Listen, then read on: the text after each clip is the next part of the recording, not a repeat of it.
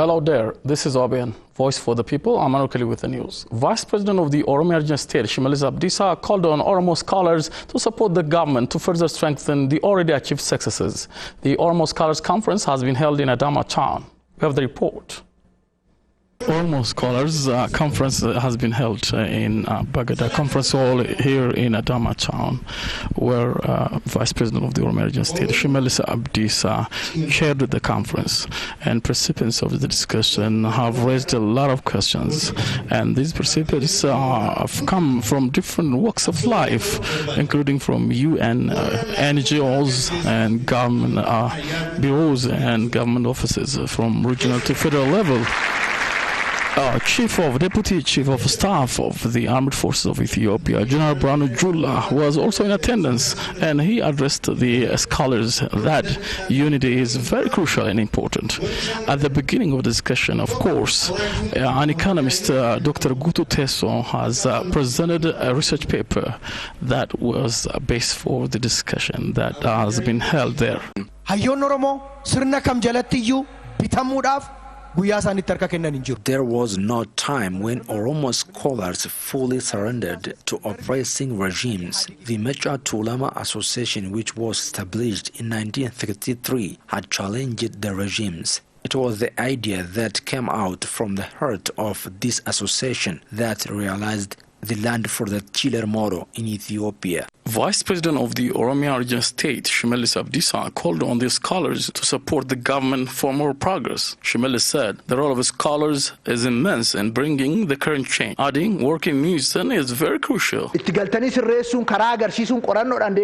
We held this discussion there to tell you that we are ready to work with you. We know that you want to change. Thus, we invite you to take part so as to realize the change in practice. You don't have the right to let your country down. We need your knowledge. We need your skills and experiences. You should support us. Head of ODP Central Office Adisu Araga, for his part, stressed that ODP will always be committed to work with scholars. Qabsoon Oromoo gonkumaa kana gaditti duubatti deebi'uu hin danda'u.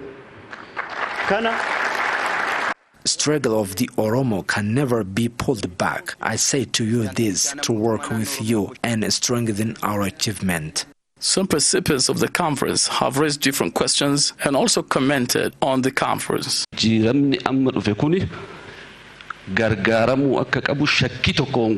The attained change should be supported, and no doubt about that. The scholars have established a forum of Oromo scholars and elected leading committee members. We have also talked to different scholars from different walks of life, and they told us their readiness to support the government where the government needs their support. We have the report again. Some participants we talked to said that they are ready to support the government with the knowledge, expertise, and experience they have to sustain the reform that has been started in the country and Oromo as well. The base is to get united, to work together. Working in unison is crucial and decisive. That's what they said. And we talked to them. Why here, therefore, they said to contribute our share, our part for this, the efforts being made to develop the region with the knowledge we have, they say. It is important to know the leadership needs ideas from scholars. Scholars are engaged in different fields, they do research, they publish, they are part of the society, but they are also, maybe you can call them the head of the rocket. They understand different things in a probably better way, and it is very important for leadership, the government, to work closely with scholars and exploit their ideas. This is definitely a huge change, a huge transformation, I can say, that probably came with the changes, the political changes, actually, that is happening in the countries. And it's up to the government to bring them all these ideas and compile together and put into its development plan and to exploit its intellectuals to enhance and promote, the development in Oromo region. So I definitely we believe that it will have a maximum output, provided that the bridge between the government and the private sector will be narrowed. It helps the government, the public, the intellectual, ourselves, to really see where the change is now, and we are obtaining current information from the officials, which we may not know, so that it's very good to lead us. It's very good for us to know what's going on in the country. We are getting information from the horse's mouth, from the horse's mouth, which is very important. Sometimes, information could be distorted. There are a lot of rumors, there are a lot of other things, and getting information from first information from the concerned bodies itself is very important. And the other thing is we are learning from each other. The government initiative to just promote this one is a good initiative, because it needs to be institutionalized, because this is a one-time conference. It should be just institutionalized like that. For example, those come from different disciplines, from law, economics, agriculture, education, health. All these disciplines should make institution and regularly they meet so that they can discuss and just direct the government and also other development activities. Not only the government and the development organizations, but the community itself. They can guide, they can share experience. Yeah, that's knowledge. If it helps its country, knowledge be wisdom. The Ministerial Steering Committee, led by Prime Minister Dr. Abiy Ahmed, announced that the plan set to plant over 4 billion tree seedlings across the country this rainy season is well in progress. In a press conference issued on Saturday, the committee said more than 1.3 billion tree seedlings have so far been planted. Leta Teresa explains. The necessary preparation is being made nationwide for tree seedling transplantation campaign this Ethiopian rainy season, as per the call of the Prime Minister of the country. The National Committee set for this purpose briefed the media regarding the preparation being made. Minister of Agriculture Omar Hussein said the committee is carrying out various activities to realize the cause. The committee has been organized in 3 units. The first one is a coordinating committee from the House of Federation. Technique and communication committees, which are overseen by Press Secretariat Office of the Prime Minister. The committees have set plans. According to the plan, every citizen is expected to plant 40 tree seedlings. The minister said that the plantation campaign will take place every year. Minister of Water, Irrigation and Electricity, Dr. Engineer Seleshi Bekele, pointed out that Ethiopia is playing an immense role in implementing the strategy of green development.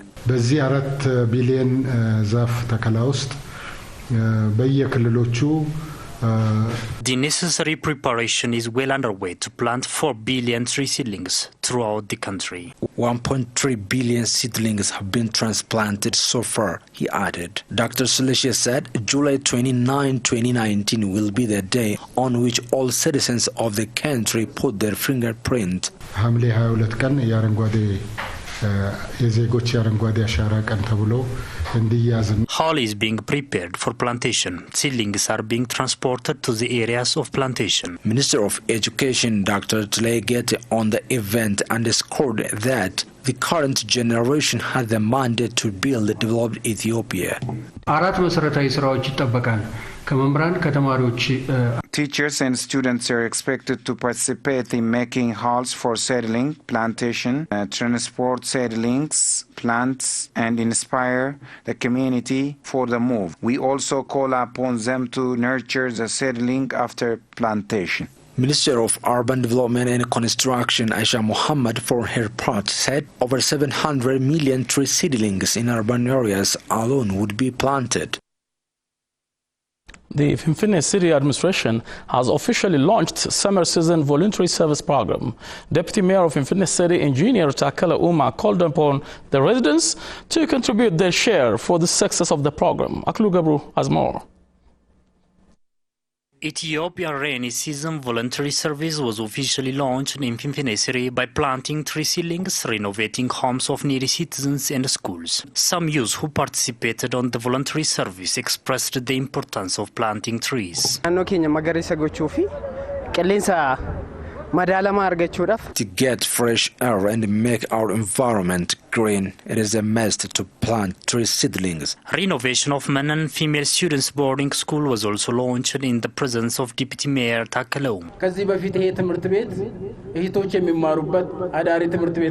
Men and female students boarding school is well known. We are also here to make history, following the history the school owned before. The renovation is not only painting. We've planned to make role model school by recruiting best teachers for the school. In the upcoming academic year, 500 female students will be enrolled to the school. Another male student boarding school will also be built in a quality subsidy. Budget for the renovation of schools was gained from Chinese company, according to Takala Uma. Engineer Takala noted that 400 schools of the city will be renovated by the budget of city administration, and 100 homes of needy citizens will also be planned to be renovated by active participation of residents of the city. Some city residents whose homes have been renovated appreciated the city administration for the initiative it has taken.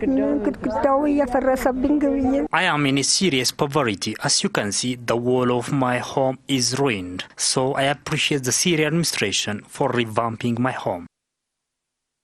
This young engineer, the Deputy Mayor of Finfinne City, Takala Uma, is working well. That people comment every time I meet them. The governor of Ireland has extended over 5.1 billion to support the multifaceted development program in Ethiopia since 2014 and pledged to continue its support. Olga Wandamu has more. The government of Ireland has extended over 5.1 billion to support multifaceted development programs in Ethiopia since 2014 and pledged to continue this support in areas of social protection and humanitarian. Irish Prime Minister Leo Varadkaris visited Ethiopia on January 2019, where he had fruitful discussions on various issues of common concern with Prime Minister of Ethiopia Dr. Abiy Ahmed and President Sahle Zode. In an exclusive interview with Ethiopian news agency, Irish Ambassador to Ethiopia Sonja Highland said Ireland have quite significant partnership in working with the government of Ethiopia, and for both countries this is the biggest development cooperation partnership in the world. The main focus areas of cooperation include social protection, particularly reproductive safety net program, maternal and infant health, governance, gender and rural agriculture, she pointed out. So we're just coming to the end of our current strategy, which lasted for 6 years from 2014 to 2019, and the total value of that investment was about 5 billion birr, so 160 million euros. Maternal mortality in Ethiopia in the last 15 years has fallen more than half, she said. And added, however, there is still a long way to go as maternal mortality rate in Ethiopia is still high. I think that ability for women to make decisions about how many children they have and to get good prenatal and postnatal care and survive, have healthy children and survive themselves and have healthy childbirth has been an incredibly important achievement. Mentioning that her country is keen to help the political and economic reform agenda in Ethiopia, she pointed out that financial support was provided to the National Electoral Board of Ethiopia to ensure free and fair elections. The whole political environment in Ethiopia opening up and becoming more democratic, so we really want to support the National Election Board of Ethiopia to deliver on their priorities and to deliver what's a very large and complex agenda to try and make sure that elections in Ethiopia are fully free, fair and transparent. Furthermore, she indicated that her country's interest of building the capacity of the parliament towards holding accountable and executive bodies whenever it is necessary. Moreover, she said that pretty much focusing on European single market, the Irish government transformed the country's economy through access to the market around them. Like Ethiopia now, we had a lot of monopolies in energy, monopolies in financial services, monopolies in insurance, monopolies in telecoms, and all of those we had to begin to break up and put in a regulated, well-regulated environment and competition. So it's very similar to what the Ethiopian government has decided to do now. Sonja Highland is the ambassador of Ireland to Ethiopia, South Sudan, Djibouti, the African Union, and IGAD. And from 2013 to 2017, she was ambassador of Ireland to Mexico, Cuba, Colombia, Venezuela, Peru, and El Salvador. Hirama University has graduated the students trained in different fields of study. It has also given honorary doctorate degrees to 2 individuals. Fukadu Burhanu presents.